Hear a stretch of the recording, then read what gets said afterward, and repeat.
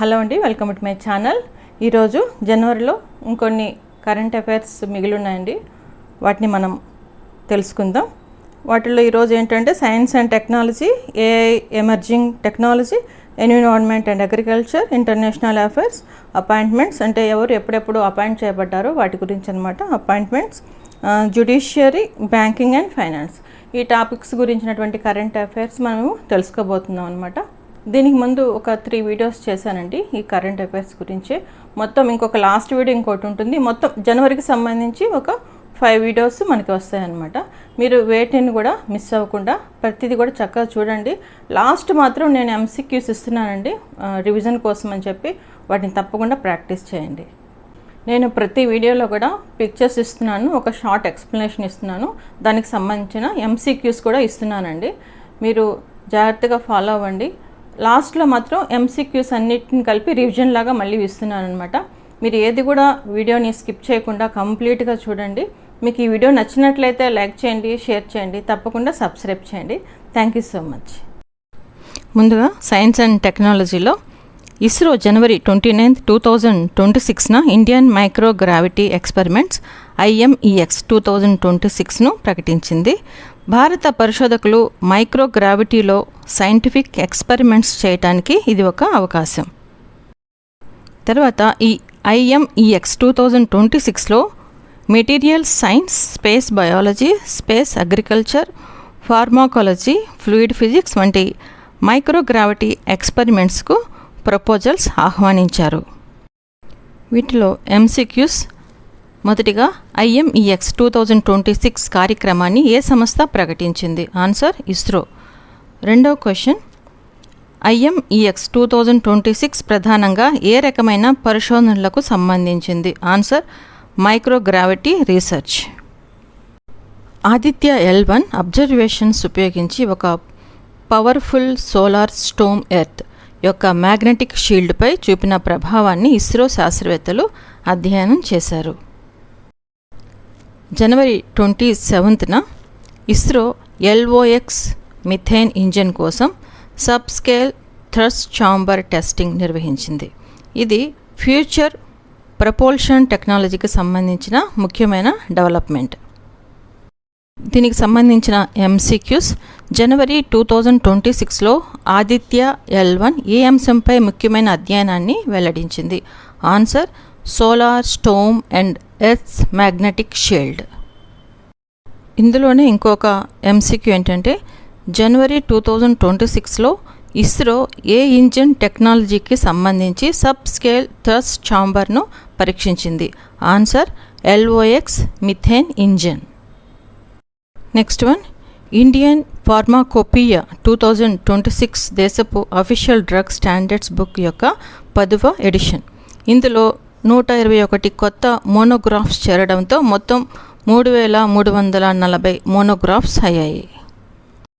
దీనికి MCQ, Indian pharmacopoeia 2026 ఎన్ని మోనోగ్రాఫ్స్తో విడుదలైంది? Answer 3340.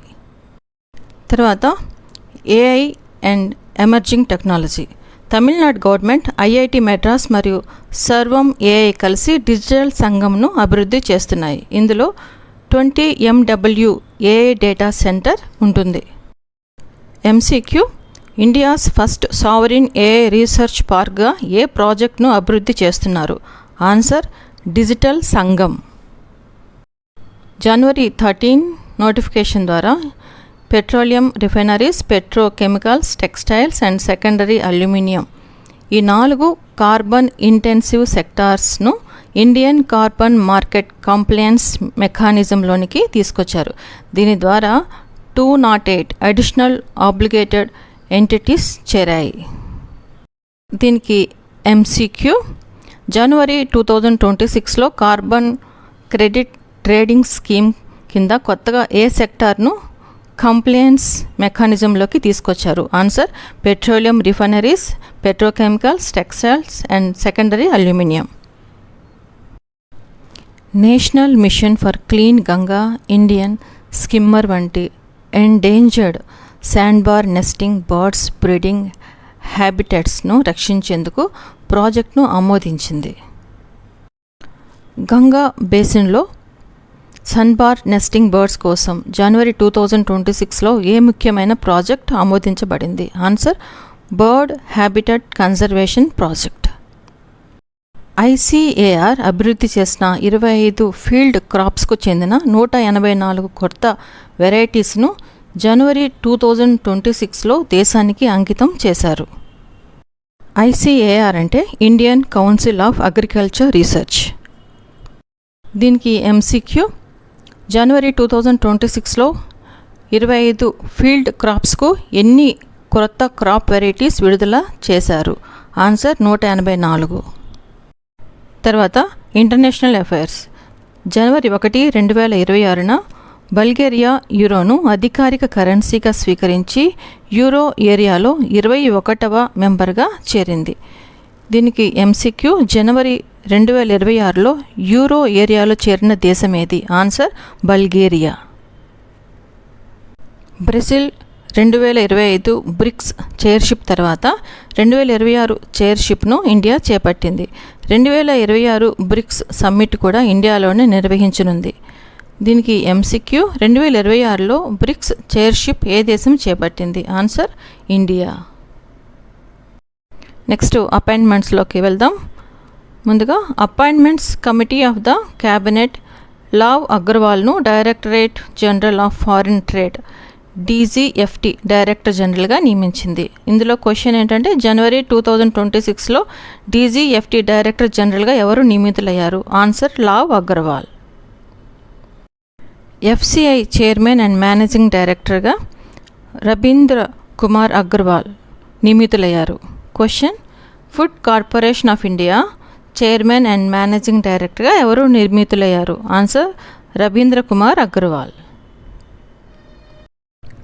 Rakesh Agarwal 1994 batch IPS officer, national investigation agency NIA director జనరల్గా నియమితులయ్యారు.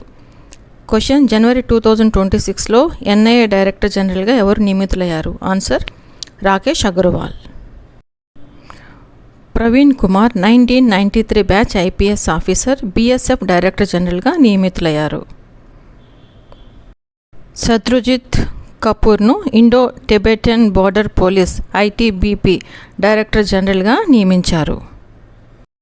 Justice A. మహమ్మద్ ముస్తాక్ సిక్కిం హైకోర్టుకు 24వ చీఫ్ జస్టిస్గా ఓత్ తీసుకున్నారు.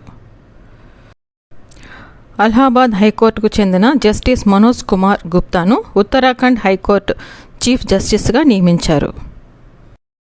హర్దీప్ సింగ్ ఆలూవాలియా జనవరి 1, 2026 నుంచి Canara bank interim MD and CEOగా బాధ్యతలు స్వీకరించారు. కార్తికేయన్ మాణిక్యం జనవరి 2, 2026 నుంచి ESAF స్మాల్ ఫైనాన్స్ బ్యాంక్ చైర్మన్గా బాధ్యతలు స్వీకరించారు.